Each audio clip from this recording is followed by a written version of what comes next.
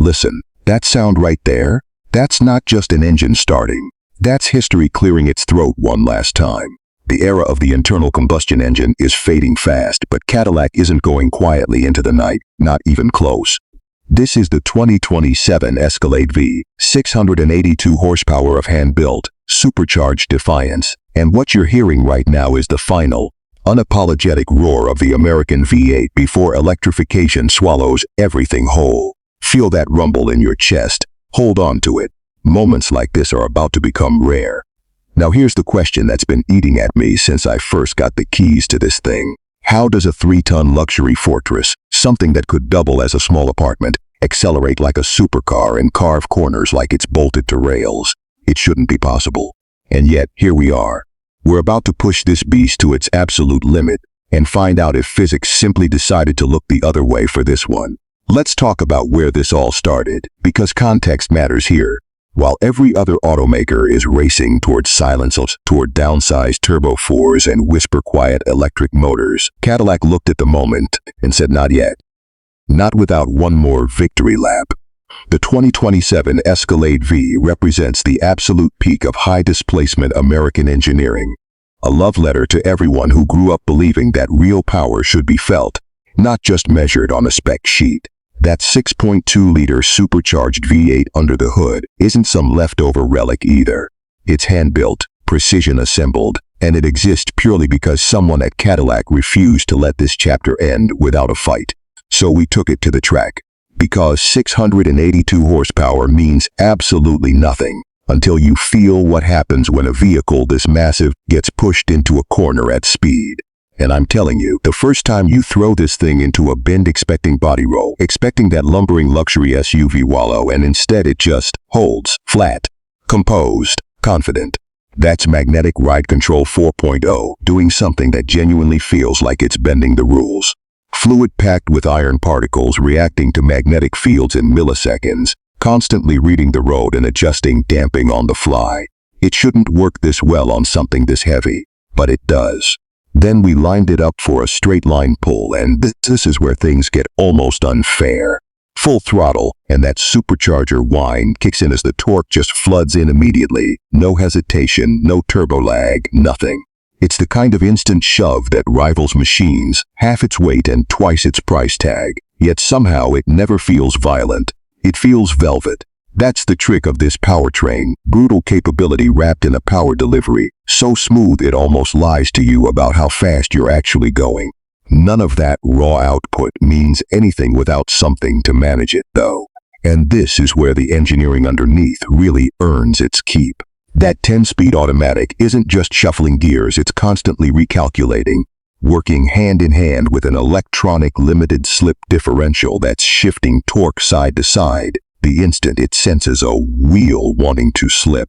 Push this thing hard through a series of S's and you can feel that diff working, quietly correcting, quietly keeping 682 horsepower from turning into 682 problems.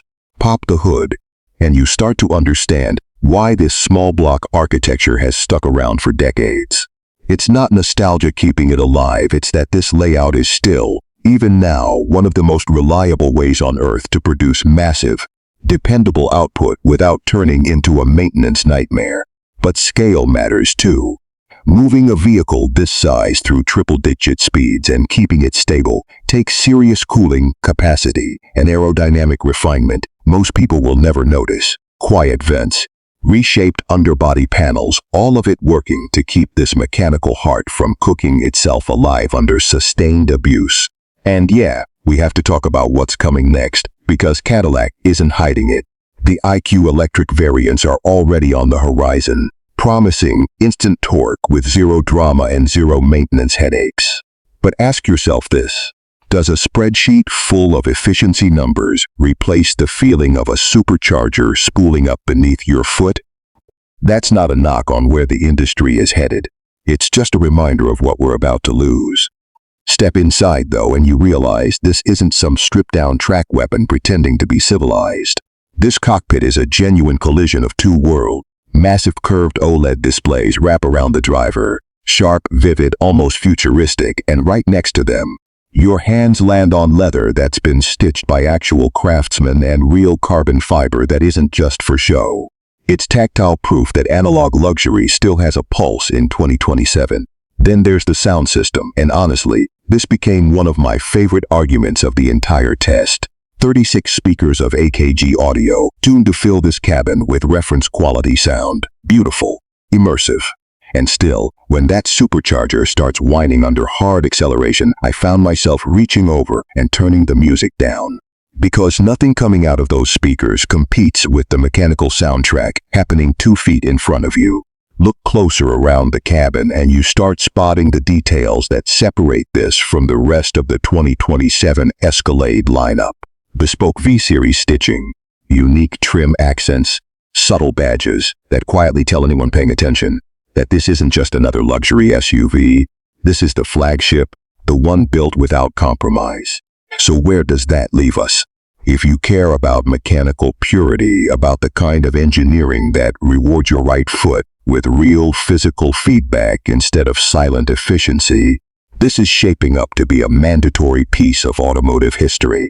The Escalade name has always meant something, a symbol of arrival, of presence, of unmistakable noise.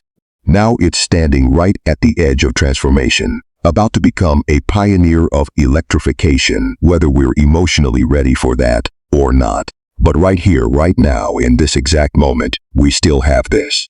682 horsepower of hand-built, supercharged American muscle wrapped in modern luxury, refusing to apologize for existing. Is it the greatest internal combustion SUV ever built? I think it just might be. And that supercharger whine you're hearing one more time before we cut, that's not just an engine. That's the sound of the lights getting ready to go out.